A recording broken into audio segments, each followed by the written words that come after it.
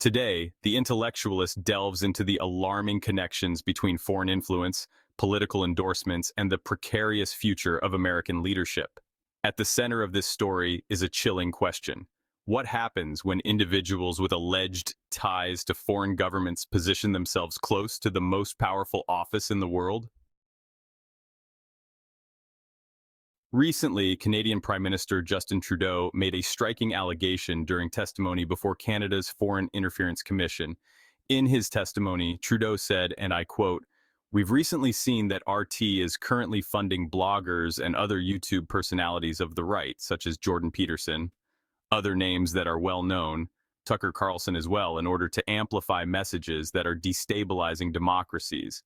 While he provided no direct evidence for this claim, Trudeau has access to some of the best intelligence resources in the world through the Five Eyes Alliance, a global network renowned for its expertise in counterintelligence. While we cannot confirm where Trudeau obtained this information, it is significant that, as a world leader, he made this allegation publicly and under oath. In 2020, the Canadian Broadcasting Corporation reported that 57-year-old professor Jordan Peterson had quietly traveled to the Russian Federation for treatment of his dependence on clonazepam, a benzodiazepine commonly prescribed for panic disorders. His prolonged absence from the public eye had fueled speculation, and in September of that year, his daughter, Michaela Peterson, broke her silence, shedding light on the family's difficult journey to find adequate care. "The decision to bring him to Russia was made in extreme desperation," she revealed, "when we couldn't find any better option." Tucker Carlson, formerly the highest-rated cable news host before his departure from Fox News, has been a prominent figure in conservative media. He played a pivotal role in endorsing J.D. Vance as a potential vice presidential candidate for Donald Trump. Carlson's influence cannot be overstated. Alongside figures like Donald Trump Jr. and Steve Bannon, Carlson positioned Vance, a once relatively unknown figure, into the national spotlight. His endorsement solidified Vance's rise in far-right populist circles. J.D. Vance, for his part, has long admired authoritarian leaders like Viktor Orban of Hungary. In speeches, Vance has praised Orban's illiberal governance, a system that concentrates power, restricts free press, and challenges democratic norms. Vance has expressed that America can learn from Orban's policies, particularly his hardline stance against immigration and liberal values. This alignment raises critical questions about Vance's own vision for America's future. More troubling, however, are Vance's views on foreign policy, specifically his opposition to U.S. support for Ukraine.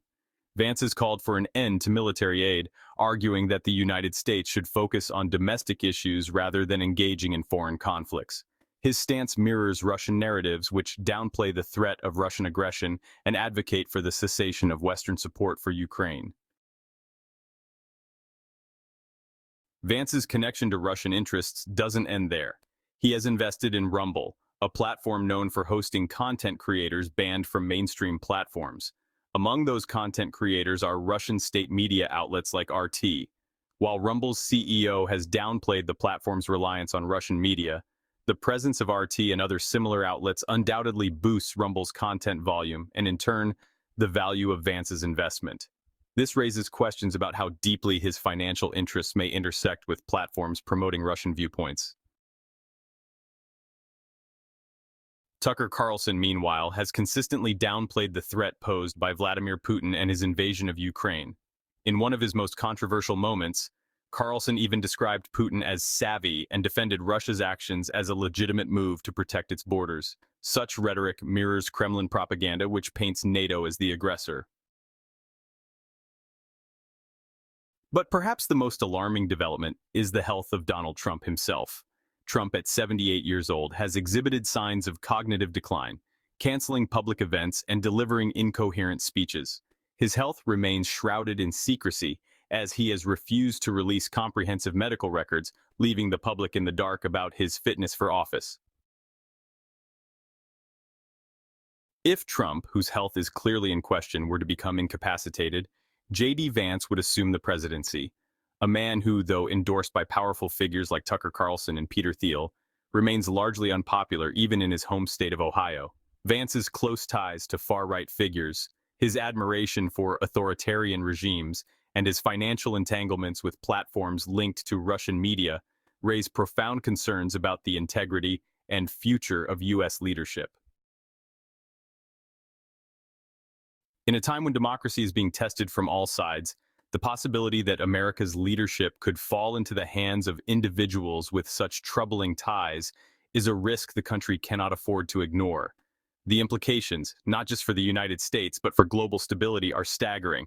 This is not just a story of political jockeying, it's a story about the survival of democratic institutions and the long shadow of foreign influence that could determine the fate of a nation.